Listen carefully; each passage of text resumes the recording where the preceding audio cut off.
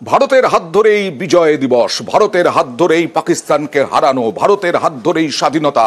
আর সেই মুক্তি দিবসে, বিজয় দিবসে 9 জন মুক্তিযোদ্ধা এলেন বাংলাদেশ থেকে। তারা প্রশংসায় ভরিয়ে দিলেন মানুষের কাছে, এদেশের কাছে তারা কৃতজ্ঞতা প্রকাশ করলেন। কিন্তু ওদেশে বিদ্বেষের বিষ ছড়ানো হচ্ছে। দেখুন, 16ই ডিসেম্বর বাংলাদেশের বিজয় দিবস।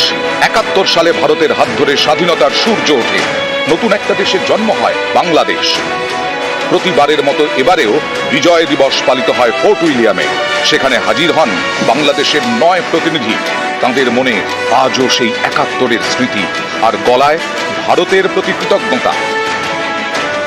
বাংলাদেশের 99.9% লোক ইন্ডিয়া সম্পর্কে ভালো ধারণা পোষণ করে, বিকজ ইন্ডিয়া আমাদের এত ঘনিষ্ঠ বন্ধু। যে মুক্তিযুদ্ধে ভারতের যে অবদান, এটা কেউ অস্বীকার করতে পারবে না, এবং তাদের সহযোগিতা ছাড়া আমাদের মুক্তিযুদ্ধ কোনোদিনই সাকসেসফুল হইতো না। এবং আমরা তাদের কাছে কৃতজ্ঞ, এবং তাদের ওই মুক্তিযুদ্ধের মাধ্যমে যে ভ্রাতৃত্ব বন্ধন আমাদের মধ্যে গড়েছে, সেটা অটুট থাকবে, কেউ ভাঙতে পারবে না সেটা। কলকাতায় মানে কোনো ডিফারেন্স পেলেন এবার? না, সেম হসপিটালিটি। সবাই যাদের সঙ্গে দেখা হচ্ছে সবাই খুব সুন্দর করে কথা বলছেন। মুক্তিযুদ্ধে ভারতের যে অবদান, ভারতের যে কন্ট্রিবিউশন, সেটা কোথাও কি অস্বীকার করার একটা চেষ্টা চলছে বা আমরা খবর পাচ্ছি, সেটা কি বলবেন? না, এরকম আমার কাছে কোনো খবর নেই। আমরা সবসময় ভারতের অবদানকে অ্যাপ্রিসিয়েট করি। It was a great support that was given to the Bangladeshi people by Indian Army and the Indian people. আপনাদের ওই দেশ থেকেই অনেক সময় যেটা আসছে ভারত বিরোধী কথাবার্তা বা দেশের সম্পর্কের পক্ষে যেটা প্রতিকূল, এগুলো আমার মনে হয় না আমাদের সম্পর্কে কোনো প্রভাব ফেলবে। ঠিক আছে, যদি কিছু থেকে থাকে একেবারেই সাময়িক। হ্যাঁ, সম্পর্কটা ঠিকই আছে এবং ঠিক থাকবে। তো কারা করছে কি করছে এটা খুব একটা জরুরি নয়। হ্যাঁ, আমাদের যে বাইলেটারাল যে সম্পর্কটা রয়েছে এটা সুন্দর থাকবে ইনশাল্লাহ, এটা আমাদের কাছে জরুরি। সালটা 1971। স্বাধীনতার স্বপ্ন বুকে নিয়ে লড়ছিলেন মুক্তিযোদ্ধারা। তাদের পাশে দাঁড়ায় ভারতীয় সেনা। অনেকে শহীদ হন। শেষমেশ পাকিস্তানের হাজার হাজার সেনা আত্মসমর্পণ করেন। স্বাধীন বাংলাদেশের রাষ্ট্রের জন্ম হয়। এখন সেই ভারতের বিরুদ্ধেই সুর চড়াচ্ছেন বাংলাদেশের কট্টরপন্থীরা।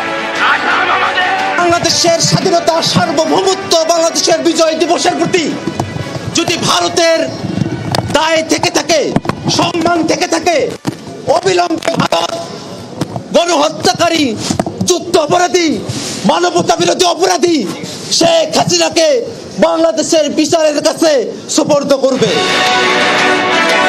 গত মাসে বাংলাদেশের ইসকনের সন্ন্যাসী চিন্ময় কৃষ্ণ দাসকে গ্রেফতার করা হয়।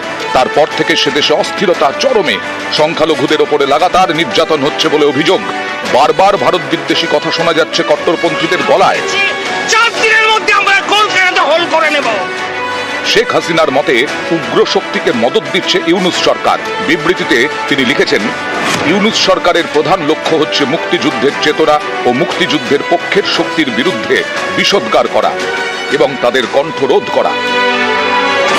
বিপরীতে তারা স্বাধীনতা বিরোধী উগ্র সাম্প্রদায়িক শক্তিকে প্রচ্ছন্নভাবে মদদ দিয়ে যাচ্ছে। ফ্যাসিস্ট ইউনূস সহ এই সরকারের কর্তা ব্যক্তিদের যে মুক্তিযুদ্ধ, তার ইতিহাসের প্রতি সংবেদনশীলতা নেই, সেটা তাদের প্রত্যেকটা পদক্ষেপে প্রমাণিত। ভারতের বিভিন্ন জায়গায় এদিন বিজয় দিবস পালন করা হয়। পেট্রাপোল সীমান্তে শুভেচ্ছা জানানো হয় বিএসএফ জওয়ানদের।